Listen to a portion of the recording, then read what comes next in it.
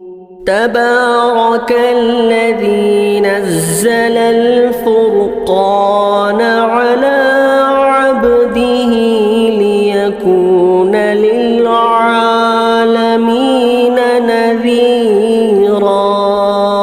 حضرت عمر کو کہہ رہے ہیں جن کے سلسلے میں اللہ کے رسول صلی اللہ علیہ وسلم نے فرمایا میرے بعد اگر کوئی نبی ہوتا تو عمر ہوتے۔ تو حضرت عمر رضی اللہ عنہ جب مسئلے کو سنے ممبر رسول پر پھر کھڑے ہوئے آ کر پھر ممبر رسول پر کھڑے ہو کر کہا عمر سے غلطی ہو گئی۔ کیا بولے؟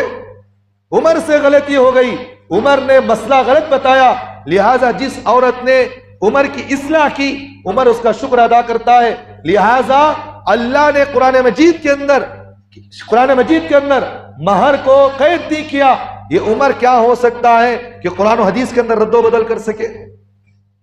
تو اس حدیث سے حضرات صحابہ کے اس عمل سے یہ بات معلوم ہو سکتی ہے ہمیں، اگر کوئی بڑا کیوں نہ ہو، وہ اگر دنیا کے لوگوں کے سامنے ولی بنا پھرتا ہو، اگر لوگوں کے سامنے بزرگ بنا ہوا ہو، اگر وہ غلطی پر ہے تو چھوٹوں پر ضروری ہے، اگر کوئی بندہ بھی چھوٹا بھی اگر تمہارے سامنے آ کر مسئلہ بیان کرے، قرآن حدیث تمہارے سامنے پیش کرے تو آپ اس کو ماننا چاہیے۔ تو میرے بھائیوں یہ کچھ ضروری باتیں تھیں جو اتحاد کے نام پر شریعت کے اندر مداخلت کرنا، شریعت کے اندر قوم و پیشی کرنا، شریعت اس کی اجازت نہیں دیتی۔ حضرت عمر رضی اللہ عنہ کے بارے میں یہ بات بھی لکھی ہوئی ہے، حضرت عمر کہتے اگر عمر کے سامنے چھوٹا بچہ بھی اگر آ کر عمر کی اصلاح کرنا چاہے تو کر سکتا ہے۔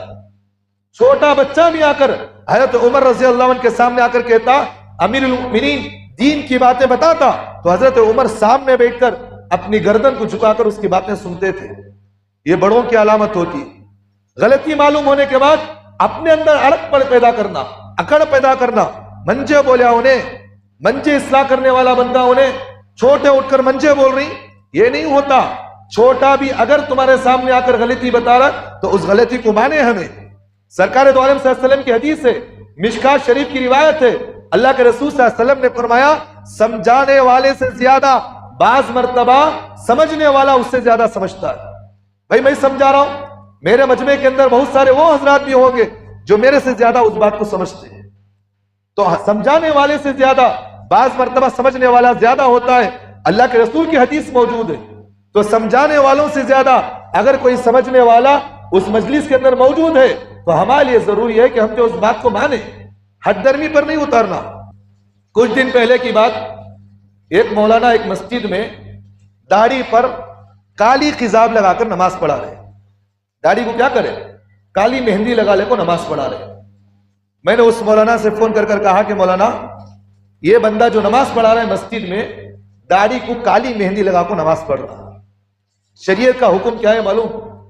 شریعت کا حکم یہ ہے کالی مہندی لگانا، چاہے کالی مہندی ہو یا ڈئی ہو، کوئی بھی کیوں نہ ہو، کالا خضاب لگانا، کالی چیزوں سے اپنے بالوں کو، سفید بالوں کو کالے کرنا، شریعت جو ہے ناجائز کہتی ہے، گناہ ہے۔ ایسا امام اگر نماز پڑھا رہا ہے انہیں بھی گنہگار، اس کے پیچھے نماز پڑھنے والوں بھی گنہگار، اس کی نماز نہیں ہوتی، اس کی مکروہ تحریمی ہے، ناجائز ہے۔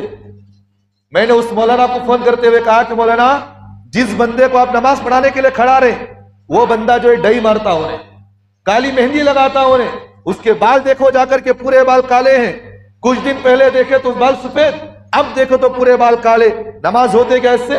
انہوں نے ہو جاتے نا حضرت کہتے، کیا بول رہے؟ ہو جاتے نا حضرت۔ بولنے والے کون بھی ایسے ویسے نہیں، بڑے پیر صاحب ان کے مریدہ ملا کے ہی ان کے ایسے پیر صاحب مجھے بول رہے ہو جاتے نا، میں بولا نہیں ہوتے نا مولوی صاحب، انہوں مجھے بولے آپ جا کر تحقیق کرو، پہلے جا کر تمہیں معلوم کرو، کہ بعد میں تمہیں معلوم ہوتا کہ مسئلہ صحیح بولیا میں بولوں تمہیں غلطی پر ہے، بولیا مولانا یہ بات صحیح نہیں ہے۔ اب ان کے اندر کیا آگا معلوم؟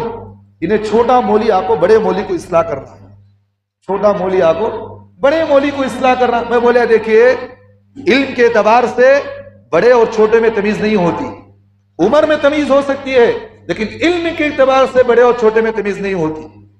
تو اس مولانا سے جب ہماری بات ہوئی تو انہوں نے کہا نہیں دیکھیے مسئلہ ایسا ہے، اس طرح کی باتیں تو میں آپ کو سامنے بتانا چاہ رہا ہوں، مسمیحت کے نام پر شریعت کو بھی بیچا جا رہا ہے، حکمت کے نام پر شریعت کو بھی بیچا جا رہا، اتحاد کے نام پر اپنی عزت و آبرو کو بچانے کے لیے آج شریعت کو بھی بیچا جا رہا ہے.